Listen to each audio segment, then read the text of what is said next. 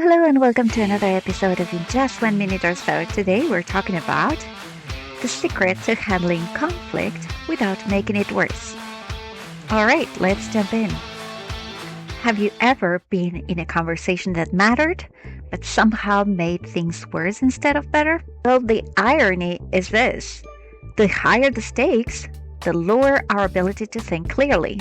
We don't communicate to understand, we communicate to defend. And that's where most conflicts collapse. There's a concept called the pool of shared meaning. Think of it as the space where real understanding lives.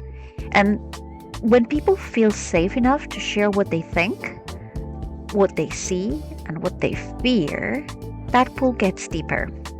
Better ideas emerge, better decisions follow. But the moment people feel unsafe, something changes. They stop contributing, or they start controlling, and the conversation shifts into silence or conflict.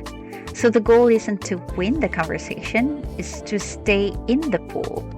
The first step is managing your own internal narrative, because conflict doesn't start with words, it starts with the story you tell yourself. So instead of reacting, use state as your guide. S for sharing facts, not interpretations. Stick to what you have observed or can be observed, and not what you assume it means. T for telling your story and owning it. Frame it as your perspective and not the objective truth. A for asking for others' perspectives. Don't assume, invite their view first. P, talk tentatively. Use language like I'm wondering or it seems to me instead of the absolutes.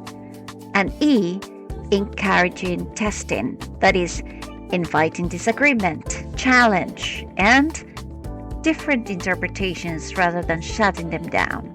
This isn't being soft, it's actually being precise enough so that the conversation doesn't explode before it starts. But what if the other person is already shut down? Or worse, already escalating? That's where most people make a mistake. They push harder instead of restoring the safety. Start by getting curious about their experience.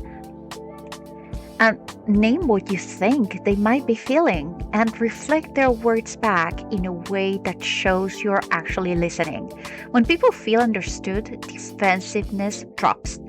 Conversation becomes possible again. But understanding alone isn't enough. You still need direction. Because endless dialogue isn't progress, right? At some point, you have to move from talking to deciding. That means being clear about how decisions will be made. Is this a decision for one person? Is it a consultation? Or a vote? Or a true consensus? And once a decision is made, make it real. Who is doing what? By when? And how will we follow through? Without that step, even the best conversation evaporates. With it, conflict turns into execution. And finally, remember this: the goal of conflict resilience isn't perfect agreement. It's forward movement without losing trust. It's staying curious when you want to defend. It's staying grounded when you want to react. And staying engaged long enough for something better to emerge. So the next time tension arises, don't push to fix it. Start by staying in that pool that we talk about, because that's where clarity lives. And that's where real leadership begins. Thank you for joining us today, and see you in the next episode.